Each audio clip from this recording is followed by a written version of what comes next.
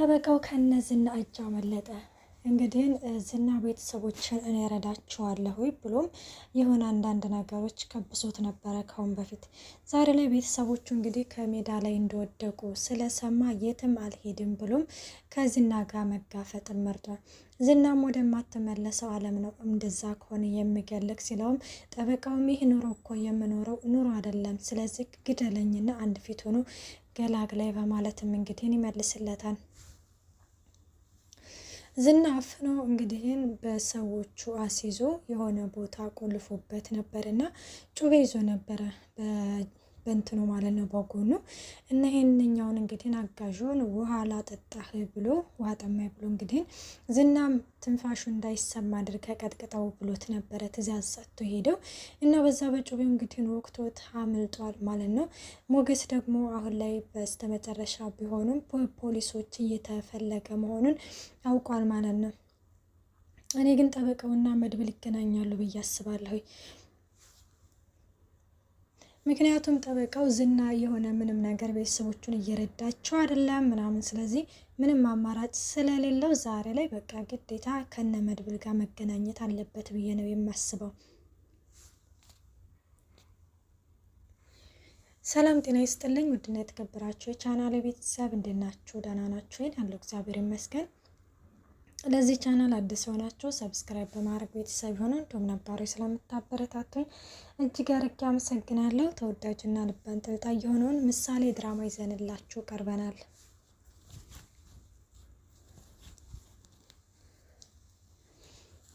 ማህሌት ደግሞ የማያልቅበት ዛሬ ላይ ሞቷ እየተቃረበ ይመስለኛል። በጣም ወደማይሆን ቦታ እየሄደች ነው። በፊት ስለ ካሌብ ሞሲሳ እንግዲህን ስለ ሆቴሎች ዝናን ጠይቀው ነበረ። ዝናው ትንሹን ነግሯታል። ግን ሌላውን ማወቅ አለብኝ የምትይ ከሆነ መሞቻች ደርሷል፣ አንገትሽን ነው የሚያስቆርጥሽ በማለትም እንግዲህ ነግሯን ነበረ። ዛሬ ላይ ያንን ነገር እንግዲህ ይች ልጅቷ በነገራችን ላይ ማህሌት የሆነ መዘዝ እያመጣችባት ነው። እናም ስራውን ማን ልታሰራ ነው? ይቺ ያስጠጋቻትን ልጅ ነው። ገባቸው። እሷ እንግዲህን የሆነ ነገር ስለ ካሌብ የምታውቀው ነገር ስላለ ይችኛዋ ደግሞ ስለ ካሌብ አታውቅም ብላ ነው የምታስበው ማለት ነው። ግን ማህሌት ሁሉንም ነገር ታውቃለች ስለ ካሌብ እና ለዛም እንግዲህን ስራው እንግዲህን እኔ ከፍልሻለሁ ከዚህ ከሰውየው ደግሞ ከዚህ ከባለ ሀብቱ 500,000 ብር ተቀብላለች። በዛም እንግዲህን ይችኛዋን እኔ የምልሽን ነገር የምትሰሪ ከሆነ እኔ ጠቀም ያለ ክፍያ ከፋይ እሆንሻለሁ ምናምን ብላታለች። እሷም እንግዲህ ስራው ምንድን ነው መቼም ወንጀል አይደለም ስትላትም እንዴ እኔ ያለ እኔ አረመኔ ነኝ እንዴ በማለት ነበር የመለሰችላት። እሷም እሺ በቃ ምንድን ነው ስራው ስትላትም ስራውንማ ሲደርስ ነግርሻለሁ ብዬሻለሁ ትላታለች። እሷም እንግዲህ እሺ ብላለች። በስራው ተስማምታለች። ግን ምን የሚያደርጉ ይመስላችኋል? እርግጠኛ ነኝ ስለ ካሌብ የሆነ አንዳንድ ነገሮችን ሰልሊ ብላ ነው እሷን የምታጋፍጣት ማለት ነው። እና ያን እዛ ከባለ ሀብት እንግዲህ ከአሁን በፊት እንዳያችሁት ካሜራ ደብቃ የራቁት ቪዲዮ ይዛ እንግዲህ 500,000 ብር ተቀብላለች። በነገራችን ላይ ሳላደንቃት አላልፍም። በጣም ጎበዝ ነች ማለት በር ለማግኘት የምትጥረው ጥረት በተንኮልም ቢሆንም ያኔ እኔ አደንቃታለሁ። ጎበዝ ነች። ተንኮሏ ማለት ነው። እና መድብል እንግዲህ እንዳያችሁ ደግሞ ሞገስ በፖሊሶች እየተፈለገ መሆኑን ሲሰማ በጣም ተጨንቋል፣ በጣም ተጠቧል። በቃ የሚያደርገውን ነገር ነበር ያጣው ማለት ነው። ምክንያቱም እኔ በህይወት እያለሁኝማ ሞገስን አሳልፌ አልሰጠውም። ቆይ ምንድን ነው ማድረግ ያለብኝ? ስልኩ አይሰራም ማለት ደግሞ እንግዲህ የሆነ ችግር ተፈጥሯል ማለት ነው እያለ ለዳጣ እየነገራት ነበረ። ዳጣ መሆን እኮ ካሁን በፊት እኮ አውርቼዋለሁ፣ በቃ ዝና ቪዲዮውን አሳልፎ ለፖሊስ ሰጠው ማለት ነው ስትልም አዎ ፖሊሶች እየፈለጉት ነው እያሰሱት ነው እያለም እንግዲህ ሲነግራትም ምሳሌ በዚህ ጊዜ ቆይናና ሞገስ ምን ሆኖ ነው ስትልም ምሳሌ ተነሳውን ወደ ክፍልሽ ግቢ ብለው ወደ ክፍሉ ያስገባታል ማለት ነው። መድብል አሁን እነ ብሩክ የኬደው ነው ብሩክ የነ ያለው ሲልም ብሩክ ከዚህ ከቅድስትዬ ጋር እራት ሊበላ እንደወጣ ትነግረዋለች። ነገሩ ከባድ ቢሆንም ግን በአሁን ጊዜ ደውለን ባንረብሻቸው ደስ ይለኛል ስትልም እንግዲህ ዳጣ ለመድብል ትነግረዋለች።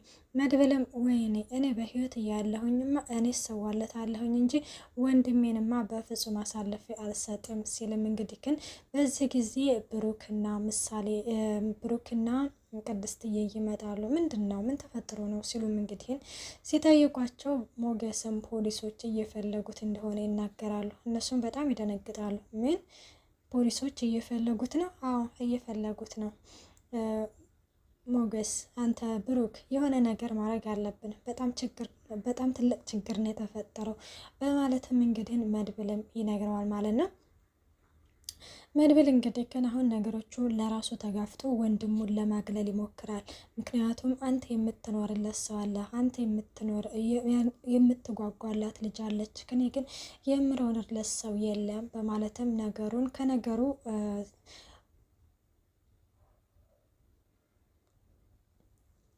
ብሩክን እንግዲህ ለማግለል እየሞከረ ነው። ብሩክም ጉዳዩ የሁላችንም ነው፣ ስለዚህ ካንተ በፍጹም መጋፈጥ የለብህም፣ ለብቻ ከተጋፈጥንም አብረን ነው እንጂ ለምንድን ሞገስ ያሉበትን ቦታ አትነግረኝም እና ሄጅ አላያቸውም ሲልም አንተንም እኮ ይከታተሉ ካል ሲሉም እንግዲህ ይመልሰዋል። መድብል እንግዲህ ለዚህ በንዴት ተናዶ ዝና ጋር ምንድን ነው ያለው?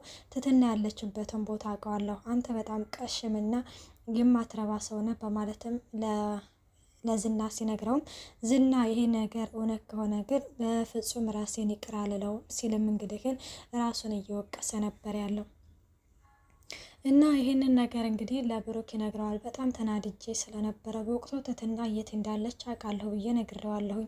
ስለዚህ ለዛም ነው እንግዲህ የብሩክ የዝና የቅርብ በጣም የኔ የሚላቸው ሰው አለ ወይ ብዬ የምጠይቅ እያለ ነው። መድብል አሁን ላይ የዝናን የቅርብ ሰው መያዝ ይፈልጋል። ምክንያቱም በጣም የሚወደው ሰው ከሆነ እንግዲህን በዛ አይደራደርም በሚለው ነው። አዎ አለው አንድ እህት አለችው ስትል ሰምቻታለሁ ሉላ በማለትም እንግዲህ ይነግራል።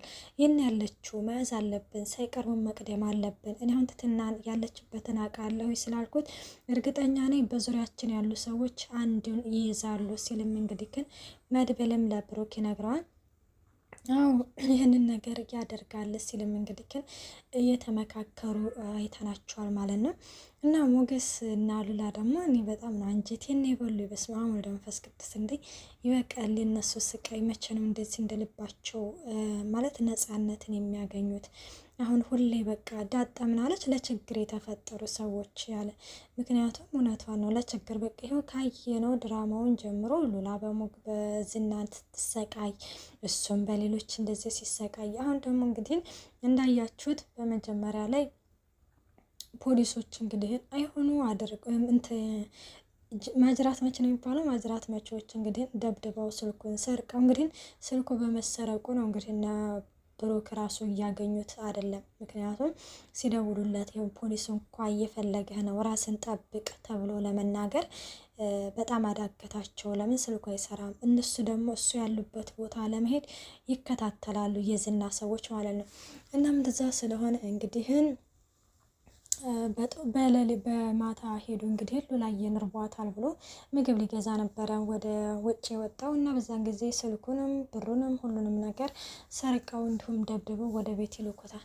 ከዛ በዚህ ጊዜ ሉላ በጣም ተደነግጣለች። ስትደነግጥም በቃ አይዞክ ብቻ አንተ እንኳንም ደህና ሆንክ እያለችም እንግዲህ ታጽናናዋለች ማለት ነው።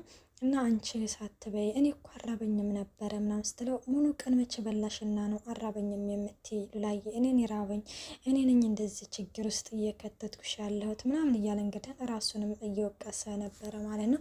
እናም እንግዲህ እንደዛ አድርጎ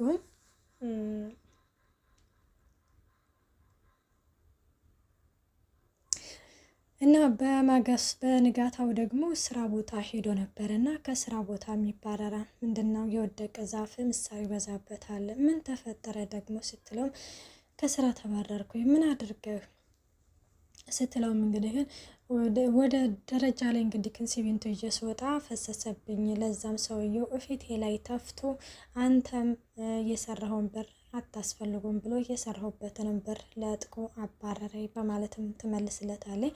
ስለዚህ እንግዲህ ሹፍርና ስራ ለመስራት በፊት በነገራችን ላይ ሪያድ እንደሚሰራ መሰለኝ ሞገስና እነሱ ወደዛ ምናምን ለመመለስ ፈልጌ ነበር ሲል ፖሊሶች እየፈለጉ ይሆናል ምናምን ይሄን ይኩዝና ቪዲዮን ለፖሊስ ሰጥቶ ይሆናል ሲልም እስከ መቼ ነው ፈርቼ የምደበቀው? እስከ መቼ ነው የምፈራው? እስከ መቼ ነው ምናምን ብሎ እንግዲህ በጣም ይናደዳል። ለዛ እኮ ነው እኔ ወጥቼ ልስራ እያልኩ ያለው ስትም ሉላ በፍጹም ይሄ ነገር አይሆንም፣ ተመልሰን ወደኋላ ማሰብ የለብንም፣ አንቺ ወጥተሽ በፍጹም መስራት አትችም፣ አይሆንም ብዬሻለሁ ሲልም አይሆንም ብለናል ሲል አንተ ነህ ያልከው በማለትም ሉላና ሞገስ በአሁኑ ጊዜ በጣም ጮክ ባለ ድምጽ ተነጋገሩ። ከዛ እኔ እዚህ መቀመጥ ሰልችቶኛል፣ በቃ መውጣት ፈልጋለሁ፣ መስራት ፈልጋለሁ ስትል ነፃነት ካማረች ታዲያ ለምን ወደ ዝና አትመለሽም ሲላትም ሉላዬ በዚህ ጊዜ በጥፊ ትመታዋለች እና በጣም ይቅርታ ተናድጄ ነው ሳላስበው ነው ስትልም እንግዲህ እንትን ስትለው ሞገስም ችግር የለውም ሉላዬ ተረጋጊ፣ በቃ ምንም ችግር የለውም እያለም ያረጋጋታል። እናም ያረጋጋትና እንግዲህ እኔ ነኝ እኮ ባንተ አይደለም የማለቅ ሰው በቃ በድሌ ነው ሁለ ነገር እድሌ ጠማማ ነው እያለችም እንግዲህ ከእሷም ራሷን እየወቀሰች ነበረ። እናቶች እኔ እንዴት አንጀቴን እንዲበለት እኔ እንጃ። ድራማ ቢሆን እኔ እንጃ በጣም ነው ያሳዘኑኝ። እኔ እነሱ ነፃነት አግኝተው ዝና በፖሊስ ተይዞ እኔ ይህ ቀን ነው የናፈቀኝ ማለት ነው። እናም እንግዲህ እንደዛ እየተባባሉ ነው እንግዲህ ውስጥ መጨረሻ ወክ እያደረገ ነበርና ፎቶ በየሞዳ ተለጥፎ ምናምን ያያል። እናም አሁን ጠበቃው ደግሞ በጣም ደስ የሚለው ነገር እንግዲህ አይቆርጦለታል። በቃ አሁንማ በፍጹም በቃ በእንደዝማ መቀጠል የለብኝም ብሏል። ማለት ዝም ብዬ ስመለከተው ማለት ነው ጠበቃውን እንግዲህ ከመድብል ጋር ይገናኛሉ ብዬ ነው የማስበው። እናንተም ታስባላችሁ? እንግዲህ እስከዚህ ድረስ ነው ይዘላችሁ የመጣ ነው። ቀጣይ ፓርት እስከምንገናኝ መልካም ቆይታ። ባይ ባይ።